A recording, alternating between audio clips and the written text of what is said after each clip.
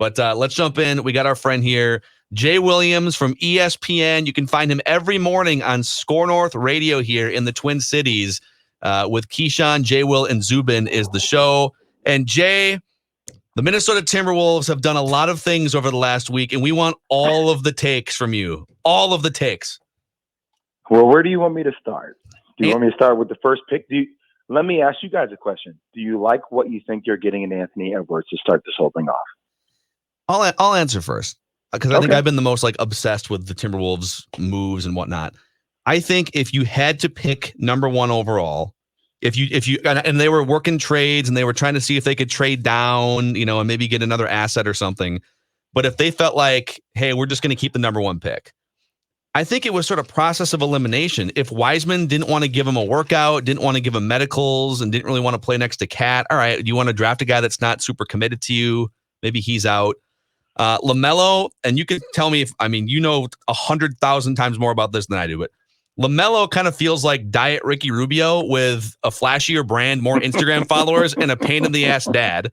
And they traded for Rubio anyways. So go with the wing player that maybe you have to mold his shot selection and get him to play some better defense. I think it was the right pick staying at number one. That's my take. What do you think? I agree with you. It was the right pick. I don't know if there was a world in which LaMelo Ball and D'Lo could have existed together, right? First and foremost. So it was, either you take James Wiseman, that doesn't work out with Cat. You take LaMelo, that doesn't really work out with D'Lo. But Anthony Edwards gives you that dynamic wing that potentially you wished Andrew Wiggins would have became earlier, right? And been aggressive. Andrew Wiggins started to play really well towards the latter part of his career there in Minnesota. So I like Anthony Edwards a ton. I think one of the things that worried me about Anthony Edwards is obviously due to his history of, losing both his mom, his grandmother, a lot of people questioning whether he loves the game of basketball.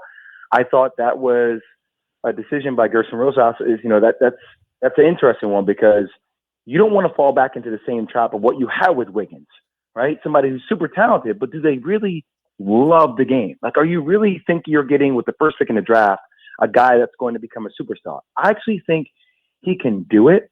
I just think that the interesting part here is, you need an alpha veteran to lead those guys. And I think that's, who is going to be that player?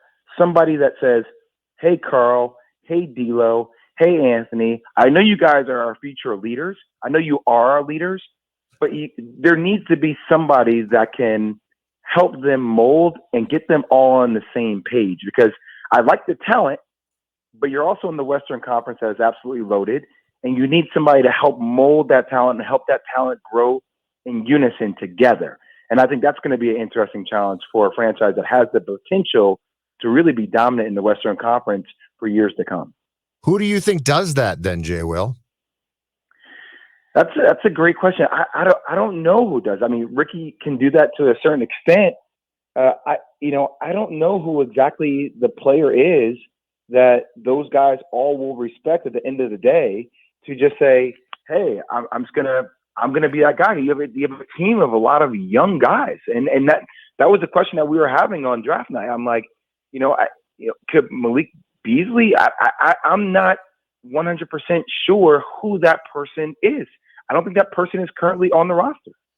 Yeah, and the Malik Beasley one. So that's a 4-year, $60 million extension going through legal problems right now. But the sampling we saw, like if he doesn't have to step in and be a leader, if he can just sort of step in and be a guy who bombs threes and whatnot, he's tantalizing because the biggest problem with this franchise's history is that they don't have shooters. We're in this modern NBA the last 6 or 7 years, and the Timberwolves up until Gerson Rosas and Ryan Saunders last year finally said, even if we don't have shooters, we're going to shoot threes and we're going to at least cultivate the system, and we're going to put red X's on our practice court where the long two spots are. So they've got a system that facilitates 3-point shooters, but they just didn't have shooters last year until Malik Beasley and Hernan Gomez came along. So I think the hope is that Towns can step into more of a leadership role than he has. that trading for Ed Davis, who people laud behind the scenes, can be a leader, that Rubio can be a leader, and maybe some of the framework of system and a couple of guys like Ed Davis and Rubio can empower Karl Anthony Towns and D'Lo to take the steps forward that they need to set that culture. That's also very pie in the sky for a guy that's watched this Timberwolves team be mostly terrible for 30 years. He loves the Wolves. That's the problem, poor guy. No, I look, I hear you guys, but the only problem is like we're all going to be very frank here, okay? Like, look at some of the move. Like, getting CP3 to Phoenix was a big move for that franchise.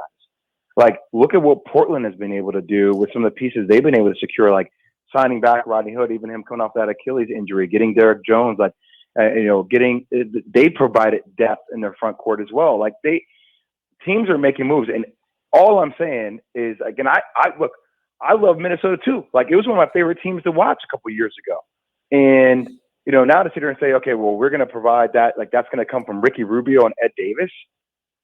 I just don't know about that, how I feel about that ultimately. The way the way you put it there, you're 100% right. Listen, you know what I mean? I'm sitting over here and I'm like, dude, Ed Davis is the key to unlock all of this. And you're like, no. He's gonna be the guy that really helps mold our franchise for years to come. I'm like, you're not going to get that with Ricky Rubio and Ed Davis. Mackey, I don't love you guys. It's not going to happen. Tonight we return Ed Davis's number to the rafters of Target Center after an unbelievable career as a leader. I think we retire it even beforehand. We know he's going to be such a great leader that his numbers going up. I love how you put that. I love how you put that. Hey, but you had me for a second though. I was like, yeah, maybe no way. Jay Will, I got a question, and I'm old here, so this might sound like get off my lawn stuff, but.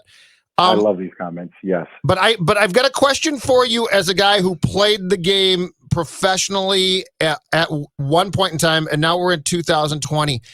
When we get into the whole conversation about player X does not love the sport, he's really good, but he doesn't love the sport and stuff.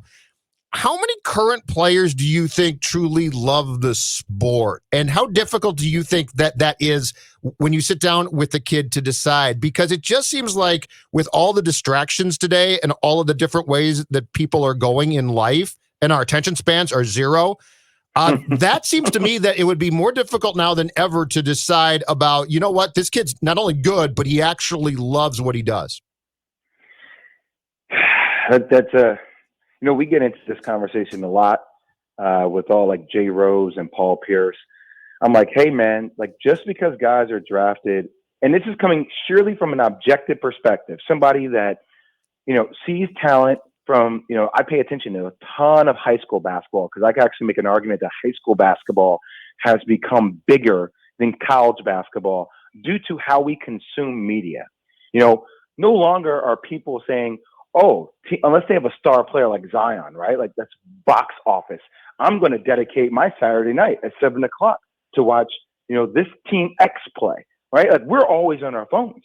And now you have high school kids that are coming up with all these different highlights videos. And it's like, that got 5 million clicks and that got 10 million clicks. And, have you seen this kid coming to high school? And, all these different athletes. So I think it's just because guys now are first, second, third, fourth pick in the draft, doesn't mean that they're going to be franchise players. I think we need to, reset our expectations on guys and where they get drafted, right? Like, not everybody's going to be a Joe Burrow. Not everybody's going to be look at Baker Mayfield, prime example, being a top pick in the draft. We can no longer say these guys are going to be saviors of our franchises. I give you, examples of different sports just to kind of prove that point.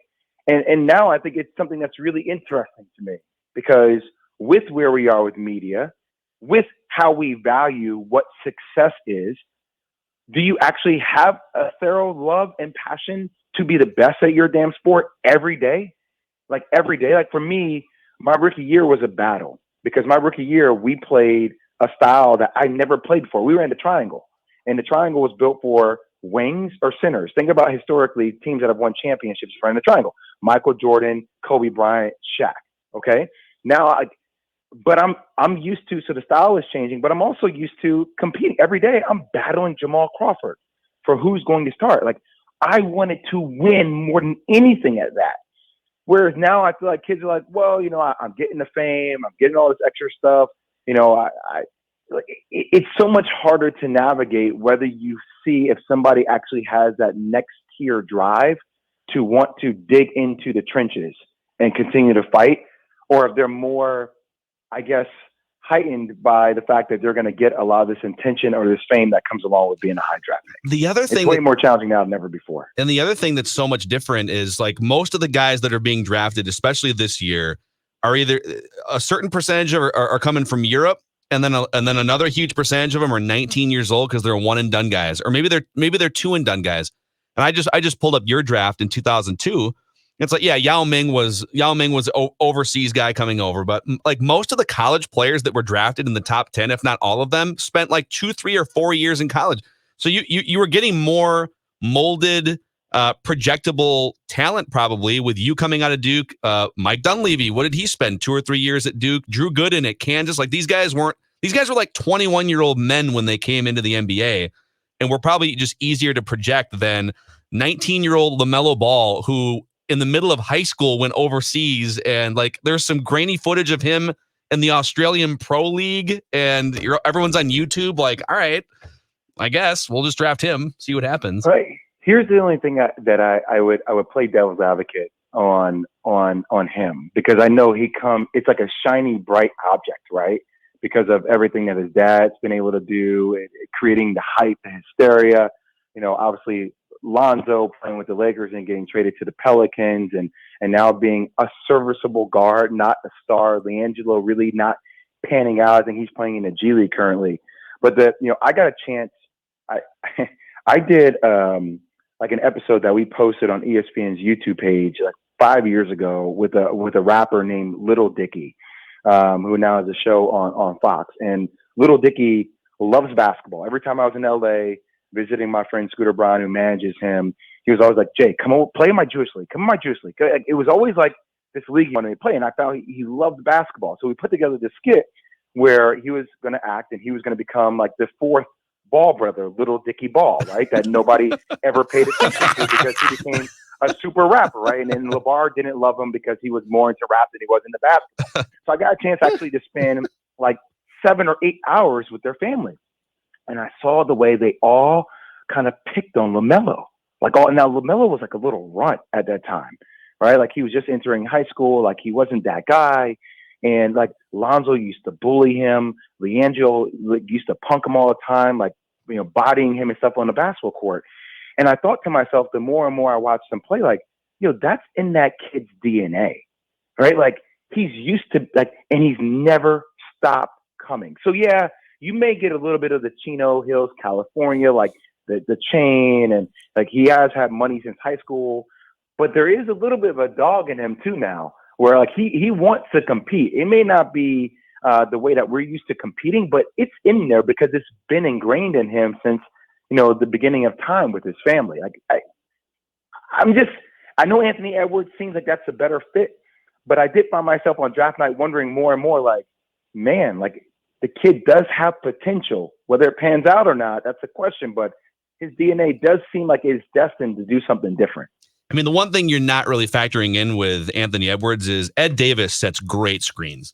I will tell you. Okay. Man, Hancho, Hernan Gomez, those guys, man, I'm telling you, those are franchise pillar guys. Sounds like you were high on this Wolves club, Jay. Will, very high on them. I gave them a C+. I gave you guys a C+ as a grade. C's get degrees. That's where we're at. Yeah, that's the problem. That's my motto there, Jay. Well, that's what we do. You passed. You passed. That's what counts, guys. You passed. All right, we'll take it. Jay Will, thanks for coming on, man. We'll talk again soon. See ya. All right, boys. Have a good day. All right, Jay Williams from Keyshawn, Jay Will, and Zubin, the new ESPN Radio morning show, which you can find on Score North Radio, 5 to 9 a.m. here in the Twin Cities. You down. Well, I have this high in the sky idea of what the Wolves could be if everything pans out. And he's coming in from the outside, looking at all the other Western Conference teams correctly, I might add. By the way, the defending champions got better too. The Lakers got better. Yep.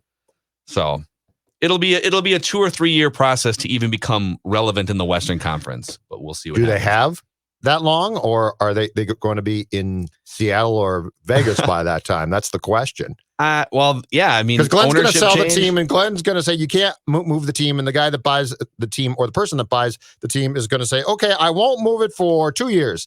And then as they continue to reset and rebuild, they'll start to talk to Seattle and Vegas. And this is going to be a challenge. If they move to Vegas, I'm still a Wolves fan for sure. Maybe even more of a Wolves fan. I think I Vegas, might move to Vegas with them. The only thing that might stop them for sure is the fact that I bet the NBA will be smart enough to get the expansion check, right?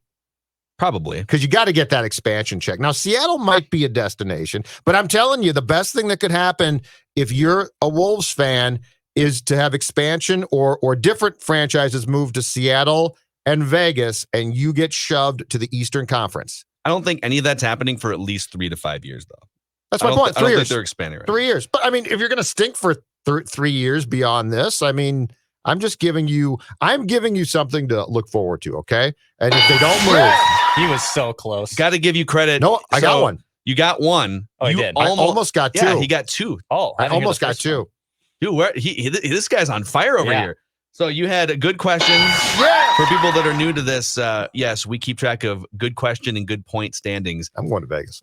I have 22 on the season. You have 21. You would have tied me if he had finished because he said that's a good. Oh, well, it was. I gave him the long-winded. What's it all about, Jay? You were teeing him up. What's dude. it all about, Jay? Will. You know what I think? Here's what I think happened. By the way, Phil, I'm at 22. Judd's at 21. Rami has 9, and he won't really get any opportunities the rest of the year. Jonathan had 3. Declan with 1. Cronin with 1. I think part of the problem was so you gave him it was a great question. Well, yeah, and then you got him thinking. But then you continued like talking after your question, which gave him time to think. And if you had ended the question without because the first one, actually, to your point, when I got the great question, it was about 4 words. Correct. So I did give him a very hard out with that one to just take the question. The second one, you gave him too much time to think, and he had already thought of his answer. So lesson learned there. Just if you're going to unleash the good question, just let it rip, man. But I couldn't do it because it was a thoughtful, like Jay, well, you're so smart and you played pro ball, so you tell me. I was trying to butter him up because I knew he'd be like, oh yeah, and it was so much different back in my day. You threw that Blackburn no sink fastball, 88 mile an hour gut ball right down the heart, and then he threw it again. And he accidentally popped it up. He telegraphed it a little bit on the second one. He popped it up. But it's still a great interview session for you. You've closed the gap to 1. Ed Davis, baby. Ed Davis and Ricky Rubio. He's going to go tell all of his colleagues at ESPN, like, can you believe this idiot was trying to pitch Ed Davis as the franchise savior on Score North? That's what Gerson did. All right, quick pause. We'll catch up with our friend Randy in Cottage Grove, and then we'll catch up with our other friend Pat in Golden Valley as well.